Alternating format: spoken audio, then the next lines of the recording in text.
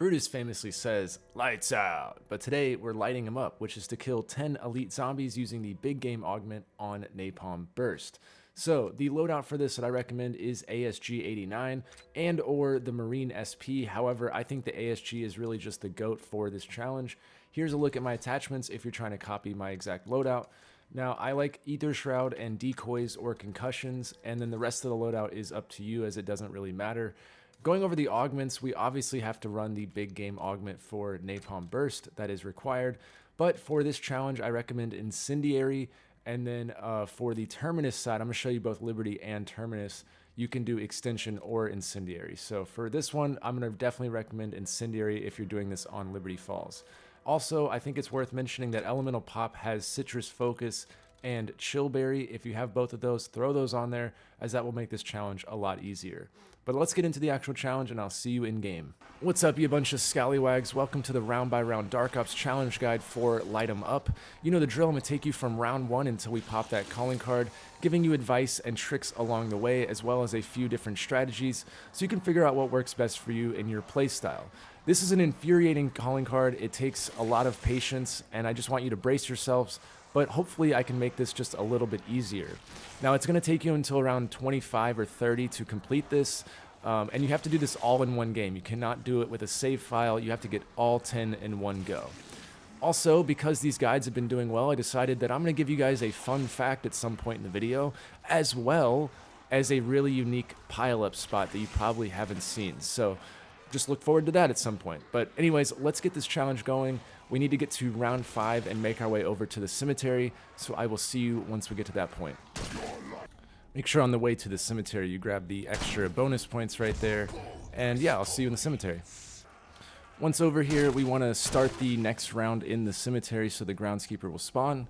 You can of course use the insta-kill Easter egg to speed up this round and get through it quicker, and I'll pick up once our groundskeeper spawns in. There's our homie. Sorry about it. Alright, grab the tool shed key. Now what we're going to do is progress to the end of round 10. And while you're progressing to 10, make sure that you pack-a-punch your gun.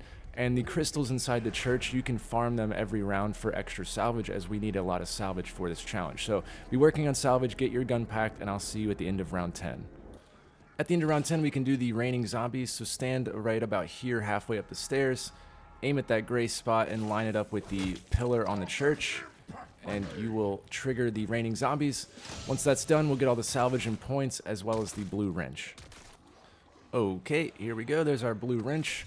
Now, in terms of salvage, we want to save everything. Don't spend salvage until I let you know. We want to make sure we have enough for the mangler cannon.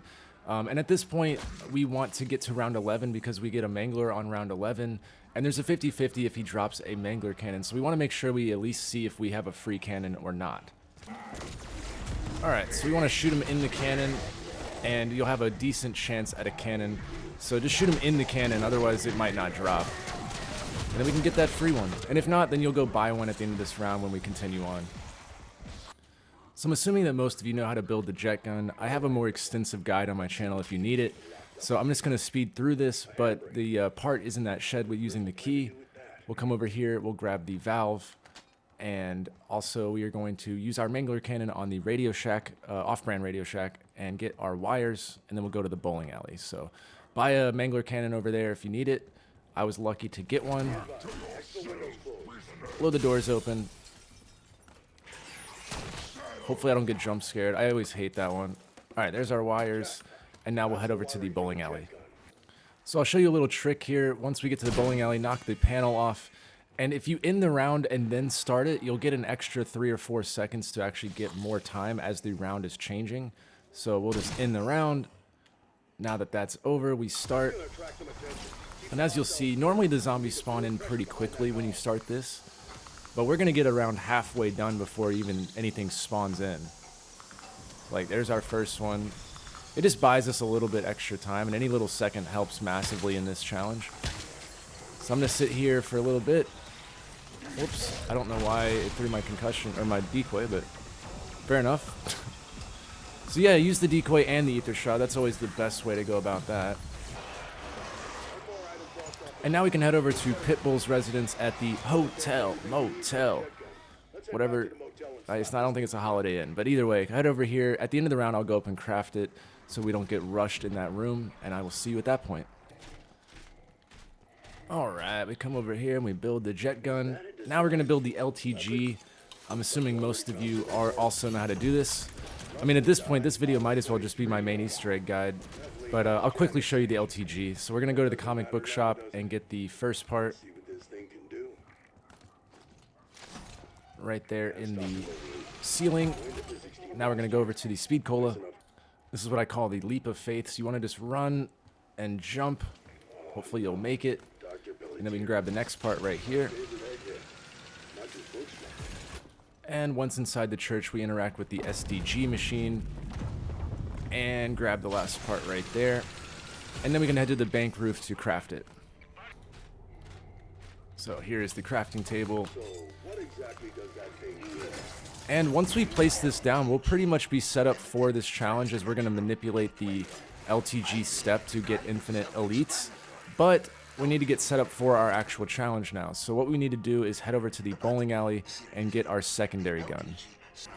So I like to buy the Tonto over here and have a little moment of silence for our jet gun, because we didn't even get to use it really, but it served us well. So once we have our Tonto, we're going to come over here. The hell, he was just right there. Okay. But we want to put Napalm Burst on our Tonto. We also want to... Hang on. I knew that would happen. We also want to put Napalm Burst on our shotgun. And then if you have enough to get purple on your shotgun, go ahead and do it. I'm a little bit short, but I will get that at some point. We also want to double pack our shotgun as well.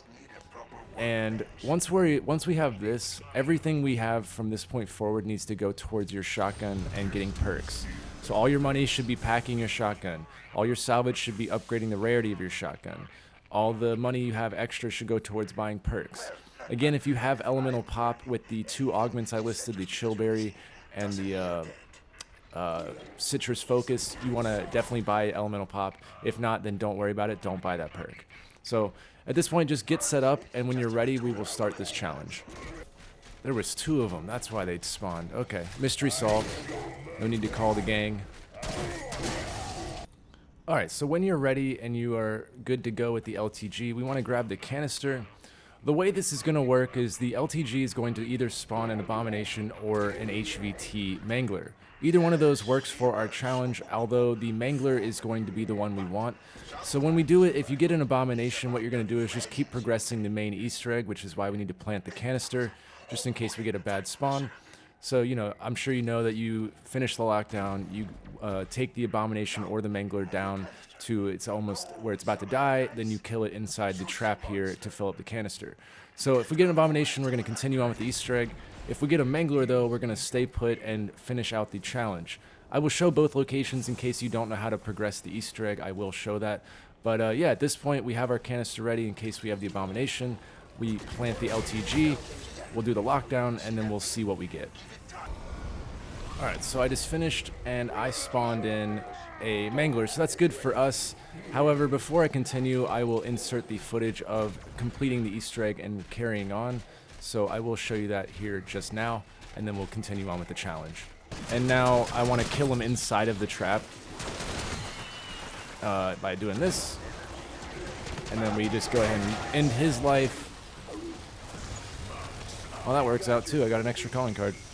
Then we take the canister back to the SDG machine, insert it, and then we will be able to do the scanner step and then spawn in on the other location. So if you got the Abomination on the first one, then you are the unlucky few, and you'll just have to progress 1 extra step. So put that canister in, grab the scanner, and I'll show you the 3 spots.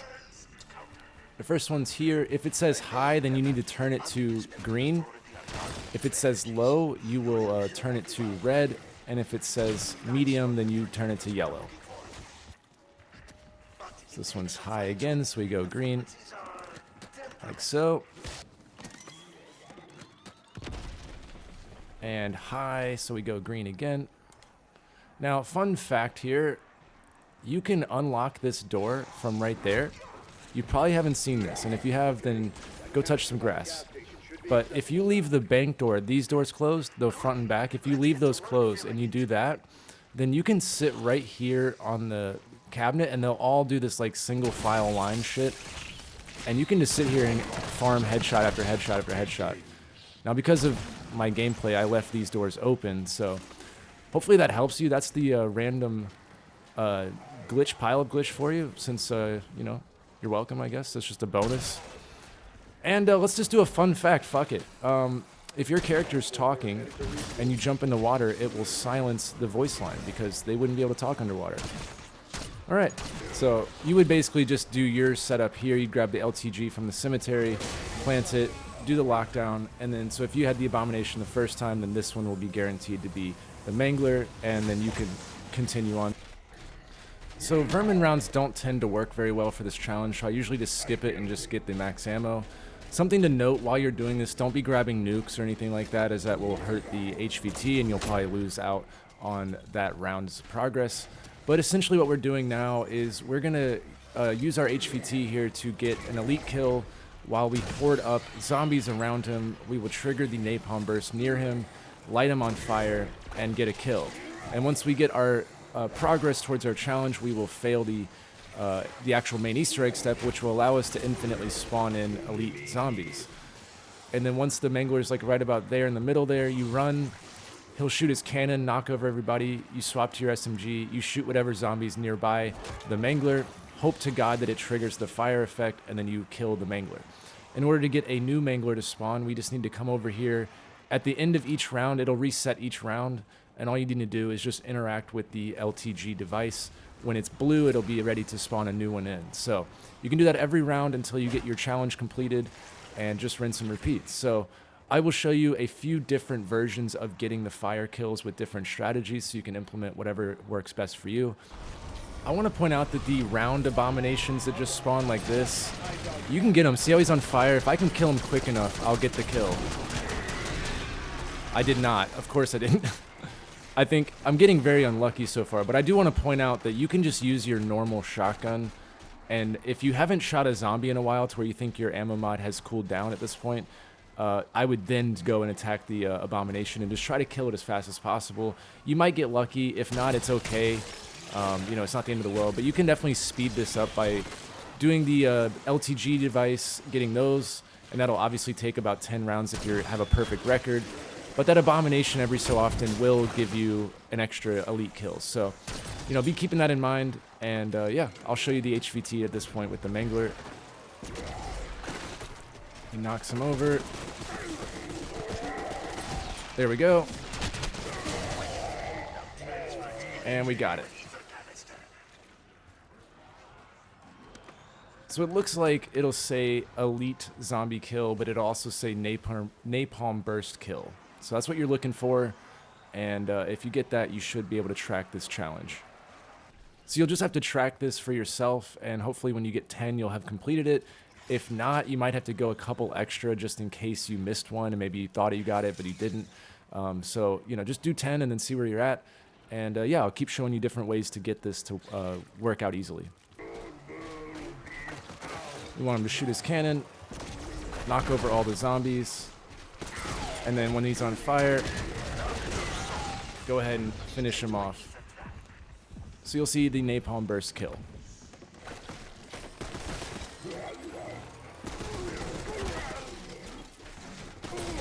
There we go.